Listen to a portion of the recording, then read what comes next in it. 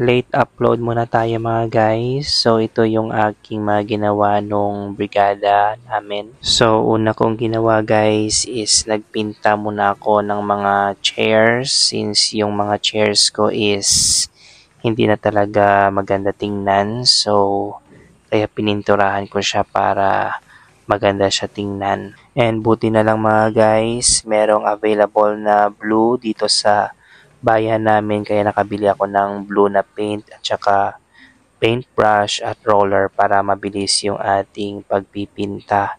So, yung aking chairs lang naman is I think 10 desk yung aking chairs. Tsaka dagdag ako ng dalawang chairs na may arm desk. Kasi yung mga previous enrollees ko kasi is kaunti lang. So, ngayon dumami na sila.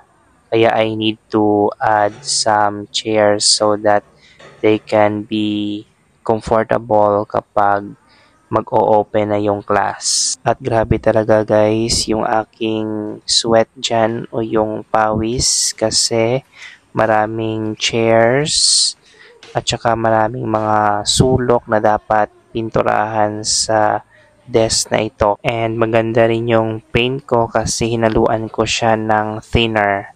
So maganda pala yung kinalabasan o yung outcome ng paint kapag hinaluan siya ng thinner para kasi siyang kumikinang kapag na-strike ka ng ilaw. Kaya sa susunod na brigada is ito na yung aking gagamitin na kulay at saka lalagyan ko ulit ng thinner para maganda siya tingnan.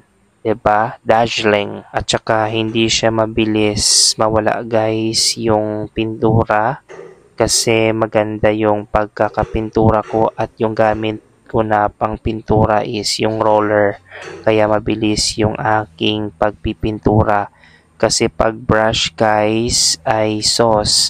Parang matatagalan talaga ako. Parang whole day talaga yung aking pagpipinta nitong mga bangko na ito. Kasi last brigada yung gamit ko is brush. Natagalan talaga ako guys. Parang whole day talaga yung pagpipinta ko. At yung brush is tumutulo pa. So medyo dahan-dahan ako kasi baka mapinturahan ko yung sahig. Ano man ni guys man, may nagahuni na niya, aga pa pro. So dali-dali ako dito guys sa pagpipintura ng mga chairs kasi after this meron pa akong mga pending na works na gagawin. So mag-floor wax pa ako, mag-apply ako ng floor wax sa floor at saka i-arrange ko pa yung mga files ko. Then lilinisin ko pa yung CR and yung mga bintana is dapat ko nang kunin yung mga alikabok or trapuhan dito sa amin guys. Well, I cannot do it in one day. So, if I cannot do it in one day, so I think I can do it on the next day or tomorrow, just like that. And yung files ko dyan guys are already arranged. So yung gagawin ko lang dyan is pupunasan ko lang. Syempre para kumintab naman yung mga files ko dyan guys. At syempre mas maganda mag-work kapag malinis yung paligid. Eksaktong-eksakto yung aking 1 liter paint. Kasyang-kasya siya talaga sa 12 chairs ko dito sa classroom. Pero meron pa akong natira doon so gagamitin ko na lang siya kapag merong mga paint na na-erase or something omitted na sa mga chairs or either nasukaan ng ballpen.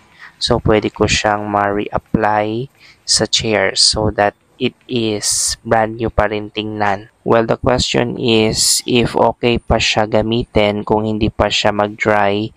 But if it will dry, so wala na tayong magagawa kundi magwi-wait ulit ako ng next brigada and I am going to fix my chairs or repaint.